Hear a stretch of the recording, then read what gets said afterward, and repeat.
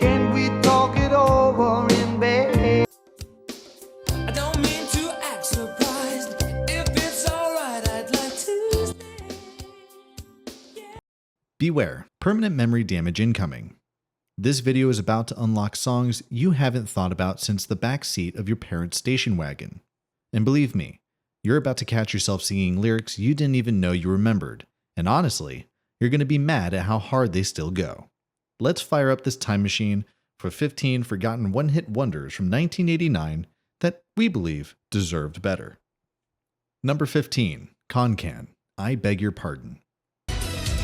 There once was a time and there once was a way. You ever heard a song so random it sounds like a late-night DJ host lost the bet? That about summarizes I Beg Your Pardon. This track is basically what happens when you throw country samples, disco beats, and sad boy lyrics into a blender, and somehow it works. Love don't come easy, you don't know what it's about. Can, who is mostly just one Canadian guy named Barry, dropped this wild mashup in '89 sampling Rose Garden, a literal country song, and layering it with synth pop heartbreak. It's chaotic in the best way. You're kind of dancing, kind of confused, and kind of sad all at once. This thing hit big out of nowhere. It climbed into the top 20 and became a radio staple for like 5 minutes. Then Barry tried a second album, and the world said, nah, we're good. Still, I Beg Your Pardon survives on those weird retro playlists that pop up at 2 a.m. when you're deep into nostalgia TikTok. You hear it today and immediately feel like you're trapped inside a neon-lit breakup montage. Number 14, Love and Rockets, So Alive.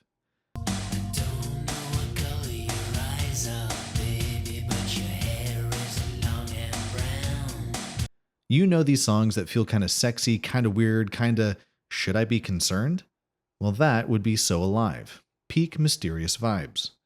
Legend has it they wrote and recorded the whole thing in under 24 hours, because apparently feeling hot and confused is an emergency. Switch up the clock, make it all happen for you. I'm alive. Love and Rockets were former goth kings, basically leftovers from Bauhaus, but with So Alive, they stumbled into weirdly sultry pop greatness.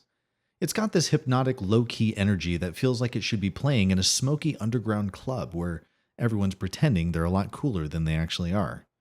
The bassline struts, the vocal smirk, and the backup singers were pure drama. This thing hit number 3 on the Billboard, flooded MTV, and convinced a generation that being emotionally unavailable was actually quite sexy. And then, crickets. They went back to being kind of underground, kind of forgotten, but not before leaving us with one of the smoothest late 80s bangers ever recorded.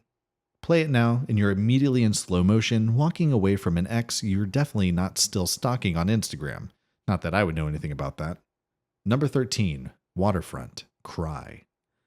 Please don't apologize, just let me wipe the tears away. You ever fake a breakup in your head just to feel something? Well, it sounds like you might need Cry. This song went top 10 in 1989, blew up huge, and then Waterfront basically disappeared like they witnessed a mob crime. I don't mean to act surprised. If it's alright, I'd like to stay. Cry is one of those perfectly sad, slow jams where even if you're happily eating nachos, you suddenly want to look out the window and sigh dramatically. It's British soft pop at its emotional peak. All silky vocals, smooth guitars, and pure, I miss you, but I'm pretending I'm fine energy. Waterfront, also known as two British guys with great hair and even better heartbreak faces, seemed like they were about to be the next big thing. They had the look, they had the ballad, they had that slow walk down a rainy street vibe all locked in. But after Cry was released, the magic just seemed to float away. There were no big second hits. Just two dudes, one giant sad anthem, and a lifetime spot on an 80s soft rock playlist. I bet if you played the song today, you would probably feel like texting your ex something you'd regret later on. But don't do it, please. It's not a sign to do anything.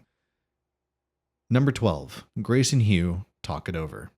Baby, oh sweet baby. If a song could feel like a hug, this would be the song. I don't know how else to explain it. You hear it and you just feel like, why do I suddenly want to call someone and say sorry for literally everything that I've ever done? Grace and Hugh dropped this track, Talk It Over, and it actually charted, like Billboard Top 20. But after that, he vanished. Like pulling a disappearing act right after comforting the entire nation. And you know that I love you. But the song is still so good. It's got this warm groove like a jazz bar where nobody judges you for crying into your drink. And his voice, it doesn't yell, it just kind of glides in like, hey, can we talk for a second? If this song catches you at the wrong time, you might be believing in second chances, forgiveness, and maybe even buying a fedora. And honestly, I think we all need that energy from time to time.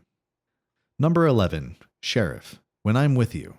I never needed love like I need you. Now this is the kind of song that ruins you at Chili's. Like you're eating your fries and that high note hits and suddenly you're thinking about someone you slow danced with in 9th grade who smelled like axe and disappointment. Or is that just me? Baby, oh, I get the chills. Yeah, we all do. Thanks, Freddie. Maybe it's the way you touch me. But here's the wild part. This wasn't even new in '89. It came out in 1983, flopped hard, then randomly went number 1 6 years later because someone at a radio station decided to have feelings. By then, the band was already broken up, almost fully gone. They just vanished with one big emotional nuke bundled up in a song, and yet this track still lives rent-free in our soul.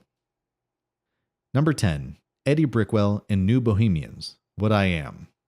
I'm not aware of too many things. This is the song you put on when you're feeling philosophical but also kinda lazy to commit to a full existential crisis. Eddie was barely out of college when she wrote this, and somehow captured every I don't know what's going on, but I'm pretending I do vibe perfectly. What I Am came out in 1989 and quickly became the ultimate chill-out anthem. It's laid back, a little weird, and somehow manages to sound smart without actually explaining anything. You don't listen to it for answers. You just enjoy it because you're too tired to ask more questions. The guitar riff is super simple, almost hypnotic, and Eddie's voice has that perfect lazy summer afternoon energy. It feels like sitting on the porch doing nothing important and enjoying every moment of it. The New Bohemians had the look, the sound, and the coolness. But after the song exploded, they struggled to catch the same lightning again. One massive hit, a lot of love, and they just kind of floated off into indie history. What I Am still hits really hard these days. It's like a musical shrug, and sometimes that might be what you need. Number 9, the Jeff Healey Band, Angel Eyes. Girl, you're looking fine tonight. When was the last time you heard a love song so sincere that it made you feel personally attacked? This would be Angel Eyes. To turn your angel eyes my way. Now here's something crazy about the song. Jeff Healey was actually legally blind, but somehow managed to outplay half the guitarist of his era while making every romantic ballad sound like he was singing just to you. Angel Eyes dropped in '89 and instantly became the slow dance anthem for anyone who ever felt just a little too awkward to ask someone out. It's soft and emotional and completely straightforward. No complicated metaphors, no trying to be too edgy. It was just pure, honest love. Healey's guitar style was also just as unique as his voice. Instead of holding the guitar upright, he would play it flat across his lap, shredding like no one else could. The Jeff Healey Band felt like they were on the edge of something truly massive after this hit cracked the top 10. But the momentum did not last. They remained beloved among blues and rock fans, but mainstream pop quietly moved on. If you happen to listen to Angel Eyes now, it's like flipping through a memory book you didn't even realize you kept. Number 8, Sapphire, Thinking of You. As I sit looking out the window. There's heartache and then there's freestyle heartache. Thinking of You by Sapphire doesn't just sting, it sparkles while doing it. The vocals are raw and the beats are just soft punches on your chest. It's the breakup anthem with glitter all over it.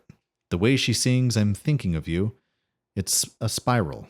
The song reached number 12 on the Billboard Hot 100 in '89, but that was about as far as it ever got into the pop charts. Not because she didn't have the voice or because she didn't keep working. The real issue was the timing. Freestyle music was peaking and fading at the same exact moment.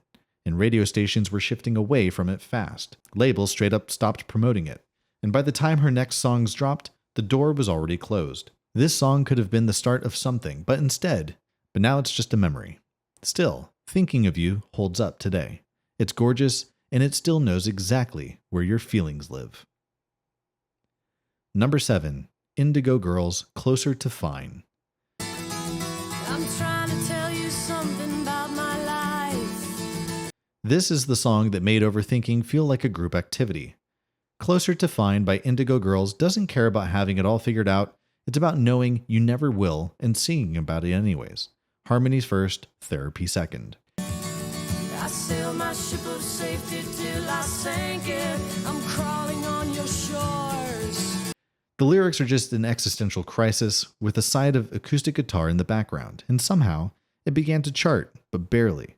It peaked at 52 on the Billboard Hot 100 in '89, but after that, grunge happened. Hip-hop exploded and radio leaned into slick production, and the whole soft, thoughtful lesbian folk duo thing, not really the industry's priority at that time.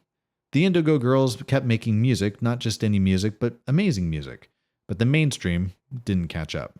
Still, this track outlived the charts and is alive and well in the underrated therapy playlists of today. Number 6, Stage Dolls, Love Cries. As she drives through the town where she was. This one's got that big hair, bigger feelings vibe. Love Cries by Stage Dolls is the kind of power ballad that makes you want to stare out a rainy window, even if it might be a little sunny outside. The guitars wail, the vocals plead, and suddenly you're in a music video montage of your own heartbreak. The song hit 46 on the Billboard Hot 100, not a chart topper, but enough to be noticed. But it seems this was their only song that got them on the spotlight. Stage Dolls, a Norwegian rock band, had a solid following in Europe, but the US mainstream moved on. Grunge was on the horizon, and glossy rock ballads were starting to feel a little bit like yesterday's news. But all that said, Love Cries holds up as a whole mood. It's dramatic, it's earnest, and it does not apologize for feeling as much as it does. Number 5, Easter House, Come Out Fighting. Oh, well, there never was anything in my life. You know a song means business when it sounds like it's pacing in combat boots. Come Out Fighting was a tuned-up manifesto. Easter House wasn't here to flirt with politics, they were throwing punches. And not metaphorically. This band was literally formed around the Marxist ideology. Only the times have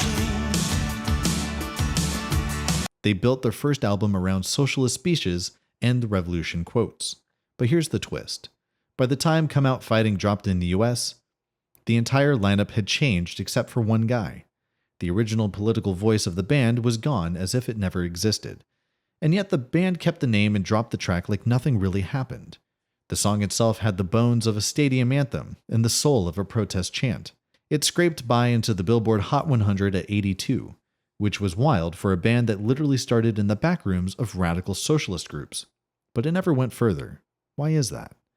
By then, they were caught in an identity crisis, too politically heavy for pop radio but too polished for punk purists and no longer the same band that built their name.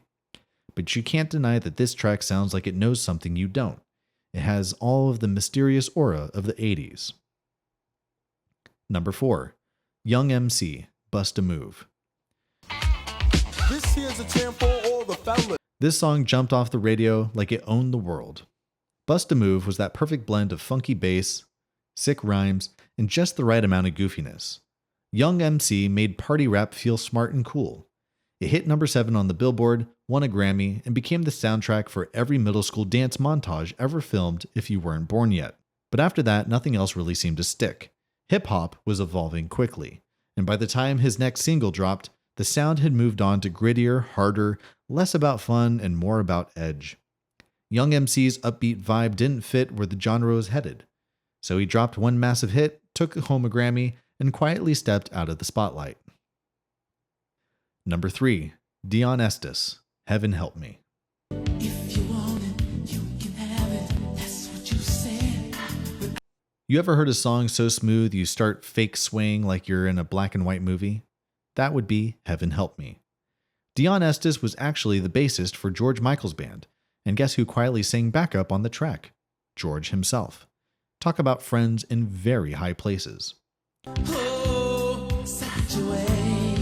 Heaven Help Me floated to the charts in '89 like a slow emotional tidal wave. It was smooth, soulful, and low-key devastating if you actually listened to the lyrics instead of just vibing along with it. Dion had this velvet voice that could easily anchor a dozen hits, but for whatever reason, this one stood out the most. Maybe it was the timing, maybe it was bad luck, maybe just the curse of being too smooth for the messy pop charts. But after this, Dion mostly stayed behind the scenes, touring with George Michael and a few others, and never really had another huge solo moment quite like this. If you play it now, you're suddenly feeling 10% more sophisticated, 40% more heartbroken, and 50% hopeful. And that is good. Number 2, Kicks, Don't Close Your Eyes.